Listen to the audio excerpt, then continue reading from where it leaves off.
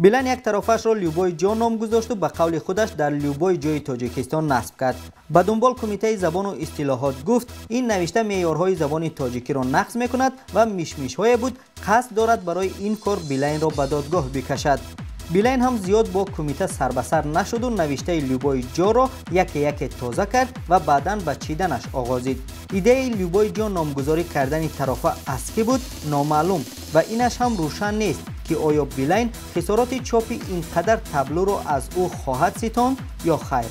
Аммо ба эҳтимоли зиёд баъди дар тангему старексои душанбе нишастан ин идея дар сари он нафар пайдо шудааст.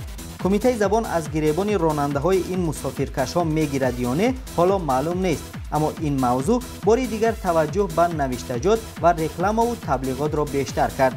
мо ҳам истисно набудем ва дар ин барнома мантиқи чанд рекламаро таҳлил мекунем. хонаҳои беҳтарин бо сифати олӣ ва бо тамоми шароитҳои ҳозиразамон мувофиқ. тамоми шароитҳои ҳозиразамон яъне оби гарм, барқ, дивану мебелу ғайраву ҳоказо ва як бонуи қашанг. аслан бо нархе ки ин хонаҳо доранд мавҷудияти як мурмиён чандон тааҷҷубовар нест. антеннаи пуриқтидори моҳворавӣ ва интернет фақат барои истифодаи шумо, яъне ҳамсоя ва хешу таборатон ҳаққи тамошо ва истифода аз онҳоро надоранд ё шояд ин таъкид ба сайтбандиҳо иртибот дошта бошад. масалан агар ними Тоҷикистон бе интернет бошад ҳам фақат барои шумо антеннаи пуриқтидор ва интернет муҳайё аст. пулфиристониҳои тез. пулфиристонӣ ки тез шуд мантиқан пулгириаш ё шур мешавад ё бенамак. иқдом бехтар як маротиба пайваст шудан то ки 100 маротиба шунавидан. пайвастшавии беподош.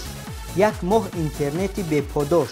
пайваст шав ба интернети бо суръати номаҳдуди аз ширкати Сатурн онлайн ва трафикара фаромӯш кун. мантиқи ин иқдому ин рекламро нафаҳмидам. шояд Кумитаи забон ва истилоҳот медонад. воқеан вазифаи ин кумита назорат ва асолати забони тоҷикӣ дар Любой ҷо нест? агар ҳаст, пас чаро баъзе нақзкунандаҳоро беподош мемонад?